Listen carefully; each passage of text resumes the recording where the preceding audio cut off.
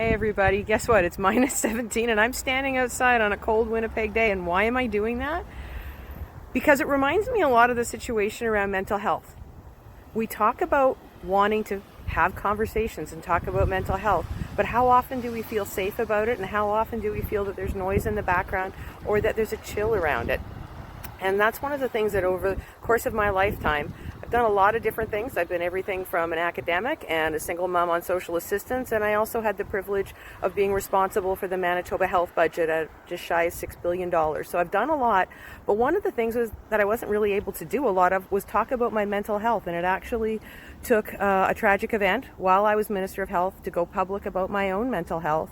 And since coming out of office, I've decided that I wanted to keep running with that ball. I feel that there's a lot that I have to offer, and I see that there's a lot of people that don't have that safe space. They feel the chill, they hear the noise in the background, and what I'm offering folks right now is something that's actually taking me out of my comfort zone, just like standing in minus 17 weather is taking me out of my comfort zone.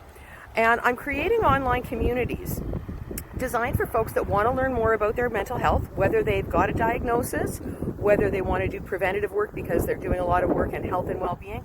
Most of us are going to have some kind of an experience. And what people keep telling me over and over is they don't necessarily feel that they have a truly safe space. So we're going to create some online communities. I've got one that's in an empowering mental health, and it's just for anybody that wants to check in and have a weekly meeting where we talk about some tools and we put some stuff out there, some resources, and just know that you've got a safe space to ask questions and to get feedback and build community. And again, in terms of going out of my comfort zone, hey, guess what? I'm a hardcore nerd, and I know there's more of us out there. And so what I've actually found is that some of the things that I fan, some of the things that I've loved since childhood, have actually been part of my own mental health recovery. And so, yeah, couldn't talk about being a comic book lover and a superhero fan while I was in office, but guess what?